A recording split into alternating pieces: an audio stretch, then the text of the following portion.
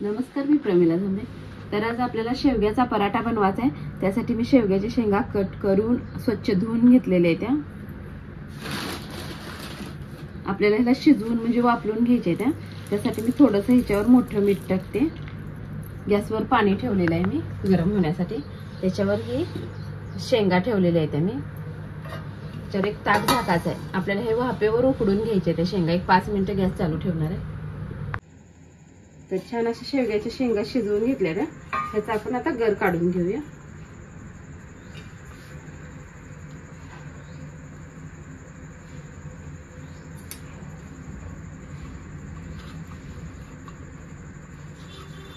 तर आपल्याला ही गर आता मिक्सरच्या भांड्यामध्ये बारीक करून घ्यायचं आहे। पण त्याच्या अगोदर मी हिरवी मिरची भाजून घेतलेली आहे, लसूण हे अगोदर बारीक करते, म्हणजे ह्याच्यासोबत बारीक होणार नाही म्हणून। मिरची बघा अशी बारीक करून घेतलेली आहे मी। हे आता सगळा गर ह्यात टाकून घेते। लसूण आणि मिरची बारीक झाली। छान असं मिरची सोबत शेवगा पण बारीक झालेला आहे।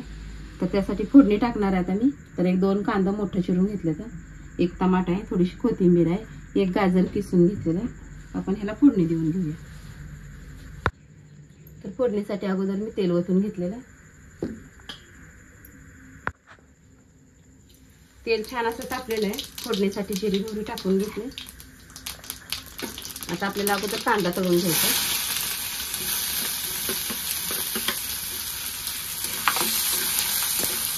कांदा छान असा लाल झालेला आहे। मी कढीपाला टाकून घेते। त्यात ही चिरलेलं गाजर आहे, किसलेलं गाजर आहे, हे पण टाकून घेते। टमाटर पण मी टाकून घेतलं।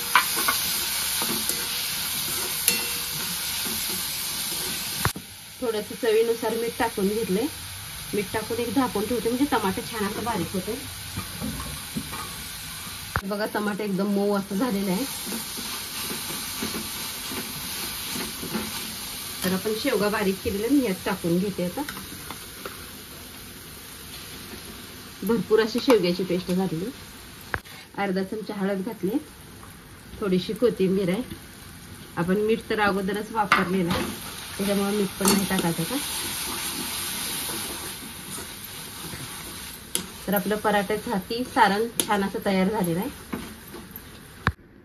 तर पराठ्यासाठी मी एक 2 चपातीची कणिक छान अशी तिंबून घेतली आहे। त्यात मी मीठ आणि ओवा टाकून तिंबून एक 10 मिनिटासाठी ठेवलेली आहे। तर एक गोळा करून घेते मी। तर आपल्याला पराठा किती मोठा करायचा आहे त्याच्या अंदाजाने गोळा पण करायचा। तर मी असा पराठा पीठ लावून लाटायला लागली। पातळ असं लाटायचं। तर बघा छान अशा मी 2 लाट्या लाटून घेतलेल्या आहेत। तर छान असा त्रिकोणी पराठा करून घेणार आहे मी।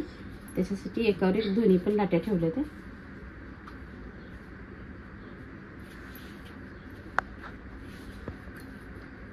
तर अगोदर मी त्रिकोणी कट करून घेते।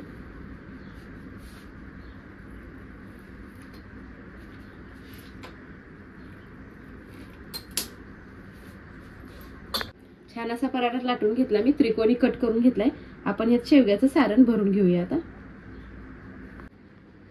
तरी त्रिकोणी कट केलं, ह्यात शेवग्याचं सारण छान असं भरून घ्यायचं आहे।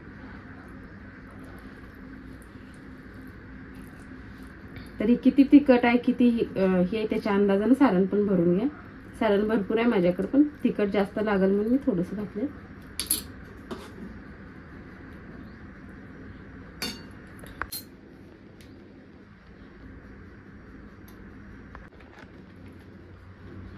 तर छान असा मी पराठा लाटून घेतलेला आहे।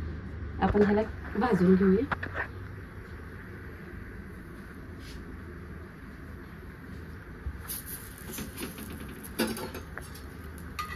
त्याला दोन्ही साईडनं तेल लावून भाजायचं चांगलं आपल्याला। एकच मोठी चपाती करून पलटी करण्याऐवजी ती जाड बाजू होते म्हणून मी काय केलंय 2 चपाती लाटल्या त्या, आणि दोन्ही साईडनं पातळ पातळ असं घेतले। सारण पण भरपूर भरलेलं आहे। तर छान असा दोन्ही साईडनं पराठा भाजून झालेला आहे। तर एका ताटामध्ये ह्याला मी काढून घेते। तर एकदम पातळ असं छान लाटलेलं आहे, आणि सारण पण आत भरपूर असं भरलेलं आहे। तर तुम्ही पण बघा अशा प्रकारे पराठा शेवग्याचा करून बघा आणि माझा व्हिडिओ आवडला तर नक्कीच लाईक करा, सबस्क्राईब करा. फेसबुकवर बघत असाल तर फॉलो करा.